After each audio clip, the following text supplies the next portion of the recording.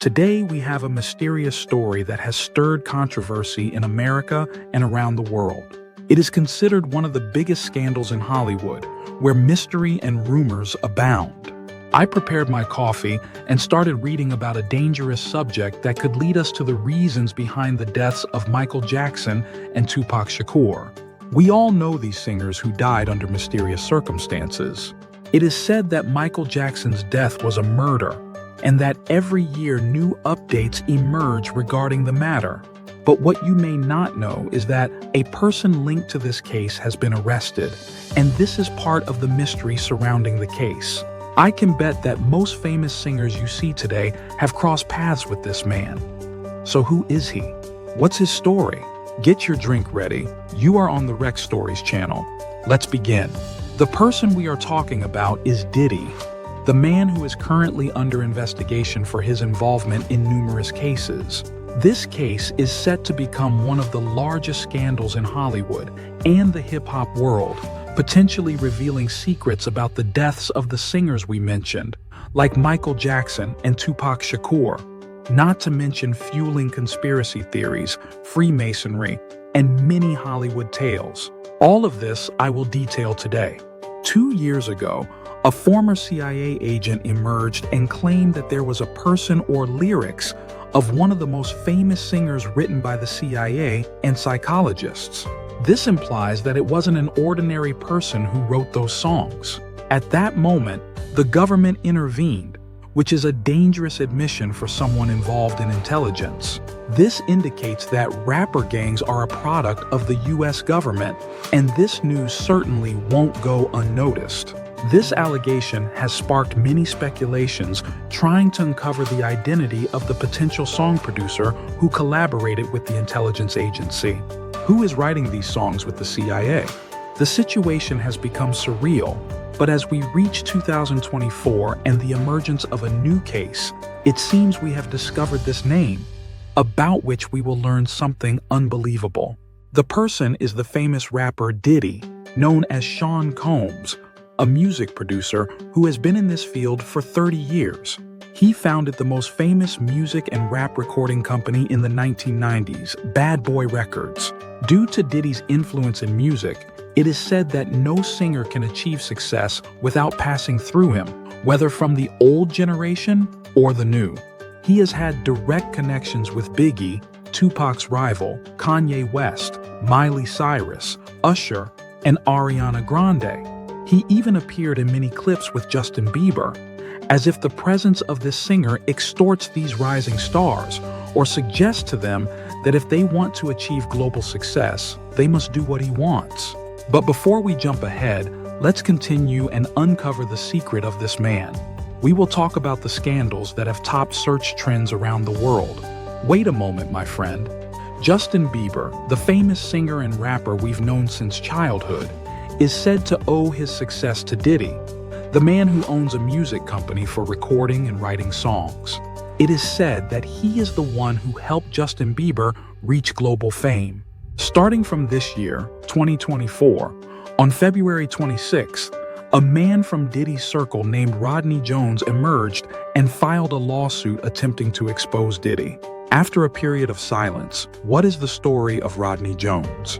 He began to unveil the network managed by Diddy and the extent of its moral corruption, resembling a version of the Jeffrey Epstein story, but in the music world. The lawsuit was extremely frightening, containing photographic evidence, named individuals, and plans for murder, drugging, and crime. Yes. This means that Diddy is not just a writer and rapper with a company. He is beginning to transform into a criminal who exploits his influence and the social status he has reached. But let's read the lawsuit filed by Rodney Jones against Diddy. What were the details of the lawsuit and what did it say? Rodney Jones is a music producer who received a request from Diddy directly in 2022 to produce one of the albums set to be released soon, known as the Love Album, and Rodney agreed to the request. But his life has been greatly affected since that moment. Rodney began to say that while working, Diddy came to him and gave him a completely different task: to answer some phone calls. The callers were underage girls that Diddy had arranged to bring to his house.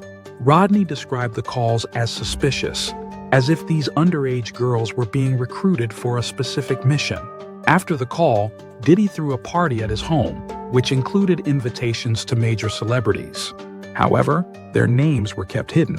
When the celebrities arrived and started to engage in the party and enjoy themselves, a large group of underage girls suddenly showed up at the party and began playing with them, doing dirty things.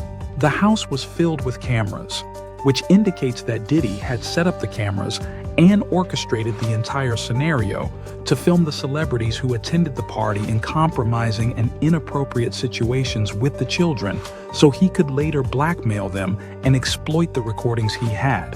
This means Diddy didn't throw this party for fun. He was plotting with these underage girls whom he allegedly recruited, according to Rodney, the producer. I know you might be a bit lost in the details, and I understand that the story we are discussing today is a bit complex. Don't forget to hit the like button. These girls were putting drugs in the drinks and offering them to the celebrities so they would get high and not be aware of themselves, leading them to engage in inappropriate activities that were recorded on camera. We can say that the celebrities were manipulated by Diddy, as if this celebrity one day wanted to rebel against Diddy. These videos would serve as a barrier and provocation for any celebrity. The celebrity doesn't know they're being drugged, and they will realize that they were with underage girls, leading them to remain silent, pay money, and comply with Diddy's schemes. We are talking about a criminal, a serious criminal.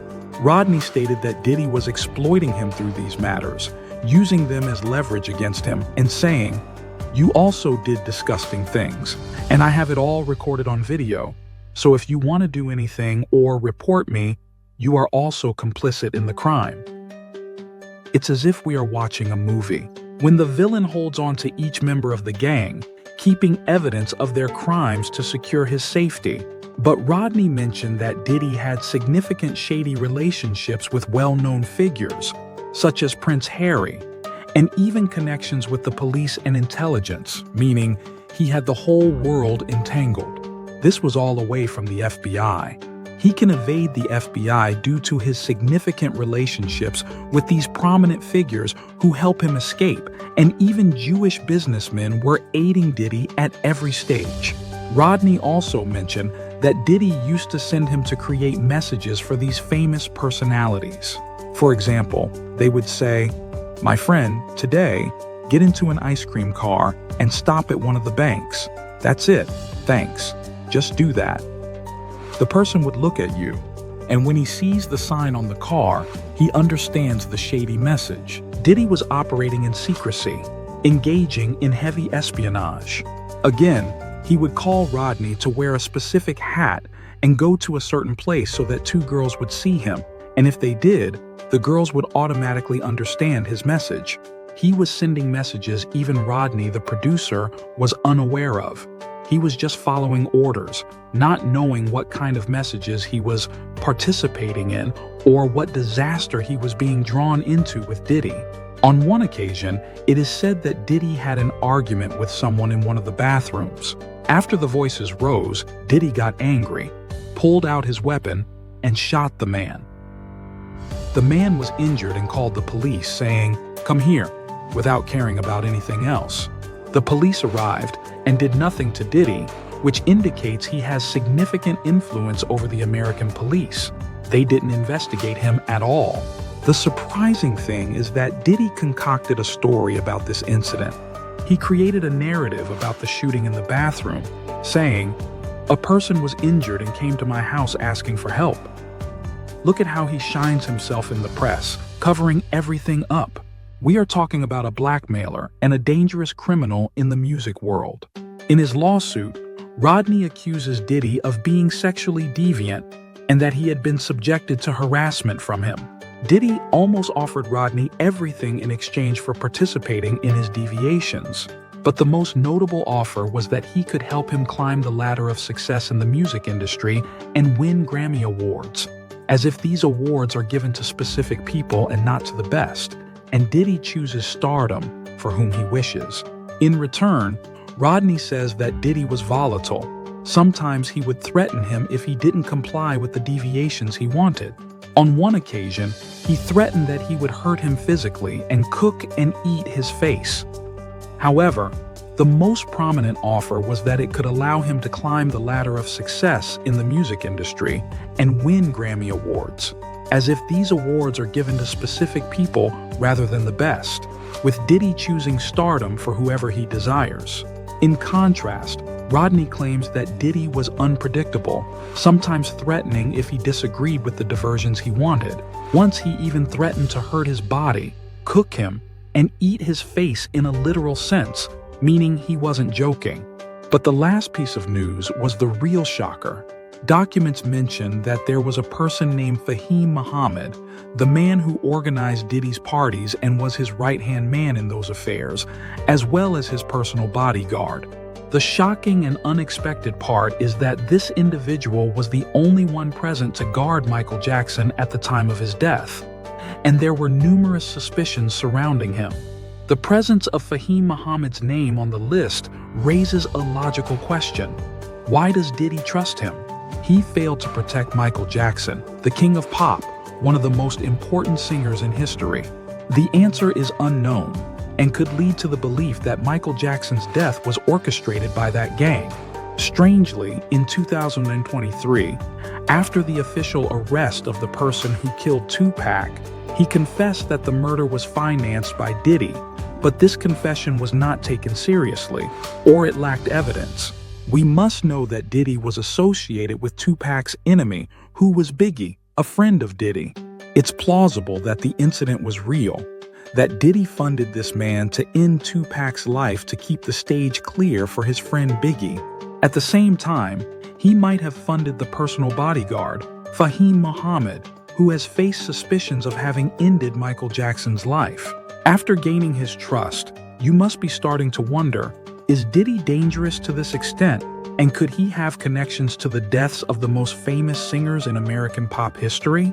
We're talking about two individuals who shared the spotlight as kings in their fields, both having created unique and controversial songs towards the end of their careers.